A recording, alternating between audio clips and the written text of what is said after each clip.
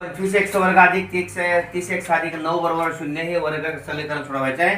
सगळ्यात महत्वाचं ax वर्ग अधिक bx अधिक c बरोबर 0 याच्याशी 25x वर्ग अधिक 30x अधिक 9 बरोबर 0 याची तुलना करून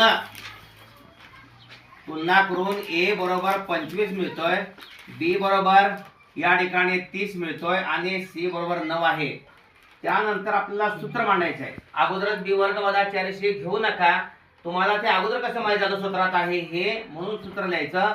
x समजला आहे x बरोबर वजा b अधिक वजा वर्गमुळात b वर्ग वजा 4ac सर्वाला भागिले 2a x is equal to -p plus minus under root b square minus 4ac totally divided by 2ac. आता किमती घालायच्या आहेत. x बरोबर वजा सूत्रातलं आणि हे 30 आहे अधिक वजा, आता b वर्ग 4ac ची किंमत काढायची आहे. ओके, b वर्ग वजा 4ac ची किंमत काढायची आहे. b चा वर्ग म्हणजे कुणाचा वर्ग? 30 चा वर्ग. सूत्रातला वजा सूत्रातला 4, a ची किंमत काय आहे? 25 आहे आणि गुणिले c काय आहे? 9 आहे. 30 चा वर्ग 900 वजा 25 चोक 100 गुणिले 9 900 वजा 900 शून्य मिळाला.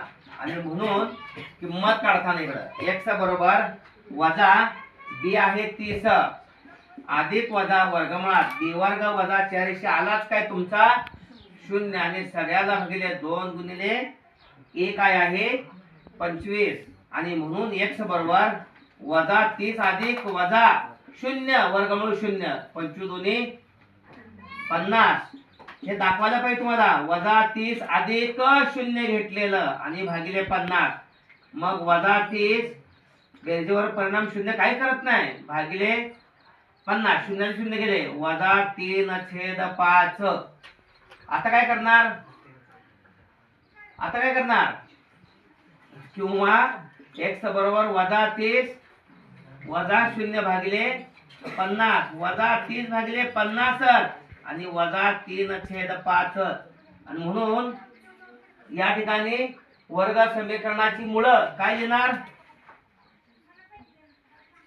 वर्ग समीकरणाची मुळे वजा 3/5 आणि वजा 3/5. हे एक मांडशीला, कदाचित एक मांडलंच असलं तुम्ही सोडवलं असलं तर. 2 वर्गमुळाला 2 या ठिकाणी उकली असतात, एक वजा असू दे एक अधिक असू दे, पण वर्ग समीकरण x वर्ग या रूपात असतं. x वर्गाची किंमत जर 25 असेल तर याचं उत्तर x वर्गाचे x आणि 25 अधिक वजा 5